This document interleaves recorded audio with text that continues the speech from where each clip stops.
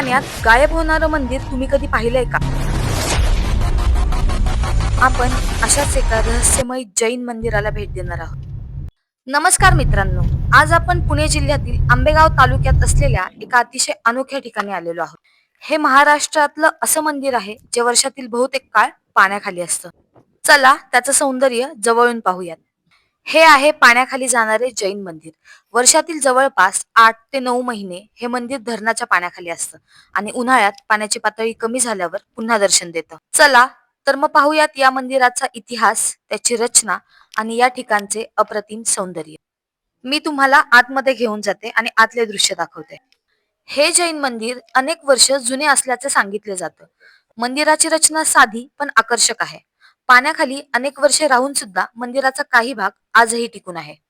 स्थानिकांच्या मते हे मंदिर किमान 100 ते 150 वर्षापेक्षा जुने असावे. काही जुन्या दगडी मंदिराच्या शैलीशी तुलना केली तर 19व्या शतकाच्या वाटतात किंवा त्याहूनही जुन्या असू शकतात. परंतु डेट अजूनही उपलब्ध नाहीये. ढिम्मे धरणाच्या कामाची सुरुवात 1980 ला झाली आणि 1990 ते 91च्या दरम्यान काम पूर्ण झालं. आणि त्यानंतरच हे मंदिर आणि आजूबाजूची गावं पाण्याखाली गेली. गाभाऱ्याच्या आतमध्ये असलेल्या मूर्त्यांना तडे गेलेले आहेत.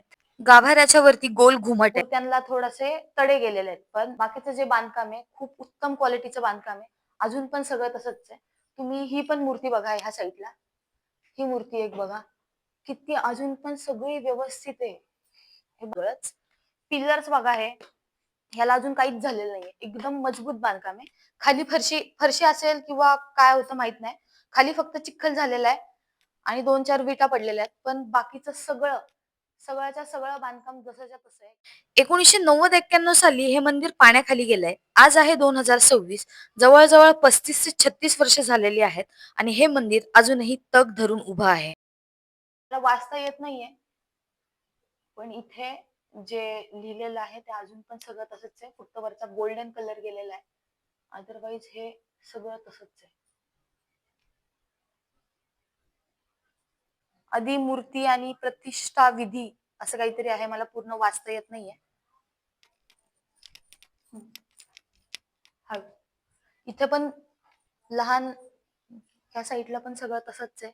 उंबरा अजून जसाच्या तसाच आहे. अजून पण एक पण तडा गेलेला नाहीये उंबराला. फक्त चिखल लागलाय म्हणून थोडा खराब झालेला आहे. आणि हे फरशा, ह्या ज्या इथे डिझाईनच्या फरशा लावलेल्या आहेत अजून पण तशाच आहेत. इथं मूर्ती आहे, मोर आहे बाजूला, मध्ये सरस्वती आहे असं वाटतं.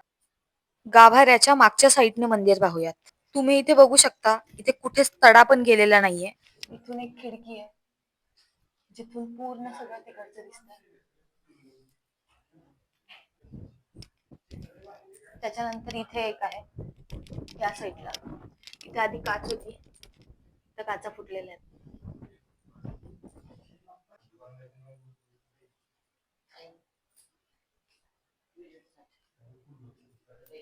आणि उजेडासाठी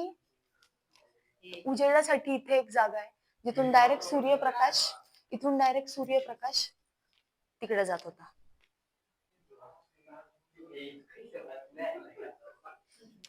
वरती घुमट आहे आणि ह्या घुमटाला दोरी बांधलेली आहे. ह्याचा अर्थ इथे घंटा होती जी ह्या दोरीच्या सहाय्याने वाजवली जात होती. इथे आतमध्ये या भिंतीवर काही लोकांनी स्वतःची नावं लिहिलेली आहे, हार्ट काढलेला आहे. ही एक ऐतिहासिक वास्तू आहे आणि हे लोकांनी रिस्पेक्ट केला पाहिजे. स्वतःची अशी नावं नाही लिहिली पाहिजे आणि पर्यटन स्थळ खराब नाही केले पाहिजे. मी रिक्वेस्ट करते की असं कुणीही करू नये आणि ऐतिहासिक वास्तू खराब करू नये. आता आपण बाहेरच्या साईडनी बघू. तुम्ही बघू शकता की विटांचं बांधकाम आहे आणि इथे एक बावडी आहे. जे पूर्वी ह्याला बावडी बोलायचे आणि ह्याच्यातून पाणी काढलं जायचं. मंदिराच्याच बरोबर बाहेरच्या बाजूला ही बावडी आहे. तुम्हाला मी बाहेरच्या साईडनी मंदिर दाखवते. तुम्ही पाहू शकता की किती अजून पण मजबूत मंदिर आहे. फक्त ही या साईडची वॉल तुटलेली आहे. अदरवाईज ज्या भिंती आहेत त्या भिंतींना काहीच झालेलं नाही. इथे मी तुम्हाला झूम करून कळस दाखवते. कळस बघा अजूनही जसाच्या तसाच आहे. जो कळसाला दगड वापरलेला आहे तो एकदम मजबूत दिसतोय. कळसाला साधी एक चीर सुद्धा पडलेली नाहीये. आणि ह्या साईडची भिंत पण बघा, सेम त्याच दगडातली आहे आणि ती पण जशीच्या तशी अजून उभी आहे. हे मंदिर डिंबे धरणाच्या परिसरात आहे. डिंबे धरण घोड नदीवर बांधण्यात आलं आहे आणि ते पुणे जिल्ह्यातील एक महत्वाचं धरण मानलं जातं. तर मंडळी मी तुम्हाला दाखवते, इथे आधी गाव होतं आणि इथे तुम्ही माझ्या आजूबाजूला सगळीकडे बघा. आता इकडे तुम्हाला अजून पण विटा दिसतील जुनी घरं होती इथं. इथे सगळीकडे तुम्हाला पडलेली घरं दिसतील. तुम्ही अख्खा एरिया बघा. धरण भरल्यानंतर या भागातील अनेक जुन्या वस्तू, घरे आणि काही धार्मिक स्थळे पाण्याखाली गेली. त्यापैकी हे एक जैन मंदिर. हे धरण बांधण्याच्या आधी इथे आंबेगाव तालुका होता असं म्हणतात आणि हे बाजारपेठेचं महत्वाचं ठिकाण होतं. इथे शाळा, हॉस्पिटल्स, बस स्टँड सगळ्या गोष्टी अवेलेबल होत्या. जसा हा प्रोजेक्ट आला त्याच्यानंतर आंबेगाव तालुका इथून शिफ्ट करण्यात आला. एकेकाळी इथे गावातील लोकांची वर्दळ असायची, पूजा अर्चा व्हायची, पण आज हे ठिकाण शांततेत भूतकाळाची कहाणी सांगत उभं आहे. सो इथं ॲज युजल गर्दी नाही आहे बिलकुल, जशी बाहेरच्या ठिकाणी असते. इथं गर्दी खूप कमी आहे. मोजून 10-15 गाड्या असतील आणि प्लेस खूप सेफ आहे. तुम्हाला मी व्ह्यू दाखवते.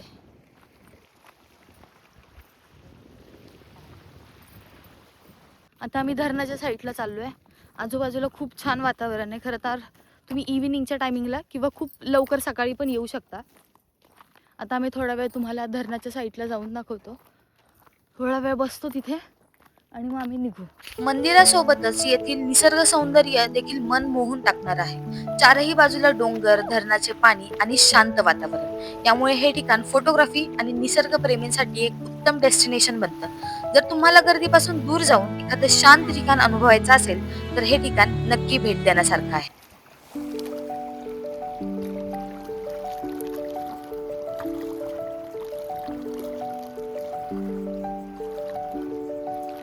गाईज नक्कीच इथं व्हिजिट करा.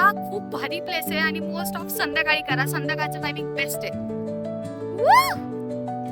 रस्त्याच्या कडेला आम्हाला करवंदाच्या जाळ्या लागल्यात. आता आम्ही करवंद घेणार आहेत. तुम्हाला इथं करवंद दिसतील. हे छोटे छोटे काळे काळे आणि ह्याला सिटीमध्ये काळी मैना पण म्हटलं जातं. आणि बघा किती कष्टाचं काम आहे. एक एक एक तोडावं लागतं आणि झाडांना पूर्ण काटे आहेत तिथं. आपण 10 रुपयाला किती मागतो? भरपूर मागतो. 10 रुपयाला हो. आपण आणि 10 कष्ट रुपयाला बघा तुम्ही किती कष्ट करावे लागतात. हाताला काटे बघ. काटा घुसला हातात. काटा वाचला.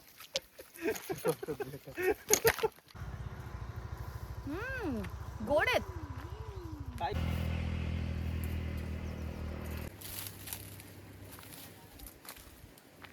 एवढी करवंद काढली आणि करवंदाच्या झाडांना झाडं नाही म्हणत, करवंदाच्या जाळ्या असतात. आता ह्या जाळ्यातून एवढं करवंद काढलं आणि रस्त्याला सगळीकडे अशाच करवंदाच्या जाळ्या आहेत.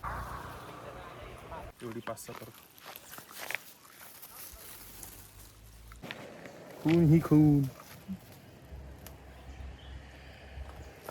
गाईज ही माझी नानी आहे. लहानपणी ती त्याच परिसरात राहत होती. आपण तिच्याकडून माहिती घेऊयात. ते आमचे गाव होतं तिथं. हा हां आम्ही राहायचो तिथं. धरण झालं तिथं आम्हाला मग जायला सांगितलं. मग आम्ही गेलो कळमी ते गावात नाही का. तुमचं पुनर्वसन केलं ना? हां पुनर्वसन केलं. मग आम्ही गेलो तिकडं. तिथं मंदिर होतं, वाण्याची आळी होती, कुंभारांची घरं होती, घोलपांचं हॉटेल होतं. वाण्याचं एका नाव होतं शेवंती वाणी असा होता नाही का तिथं. हायस्कूल शाळा होती. शाळा पण होती तिथं. हायस्कूल शाळा होती, पोलीस चौकी होती. एवढं मोठं होतं. एस टी स्टँड म्हणजे एस टी पण यायची तिथं. बस स्टॉप पण होतं.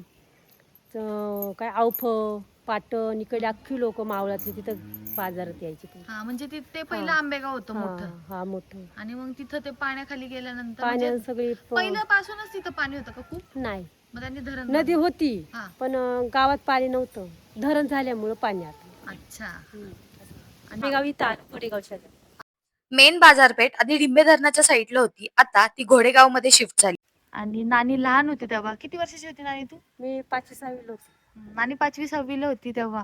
मग तुम्ही खूप रडले असाल तुमचं सगळं गेलं. घर मोडली. मग जायच्या वेळेस सगळी लोक भेटणार रडायची. सगळेजण वेगवेगळ्या ठिकाणी गेले. लांब लांब गेली. खडकी पिंपळगाव, निरगुडसर, काठपूर, लाखनगाव, जवळ असं गेलं. आणि शेती पण गेली सगळ्यांची. हा शेती गेली. काही कळमला गेली अशी. मग तुझ्या मैत्रिणी वगैरे माझी मैत्रीण आहे एक गावात. ते इकडं निरगुडसरला इकडे तिकडे आहेत. मला भेटतात येऊन. आता आलती. हा लग्न बिग्न काय असेल तर मग होते आमची गाठ ना. तर मित्रांनो तुम्हाला हा व्लॉग कसा वाटला ते कमेंट मध्ये नक्की सांगा. अशाच अनोख्या आणि कमी माहिती असलेल्या ठिकाणचे व्लॉग पाहण्यासाठी आपल्या चॅनलला सबस्क्राईब करायला विसरू नका.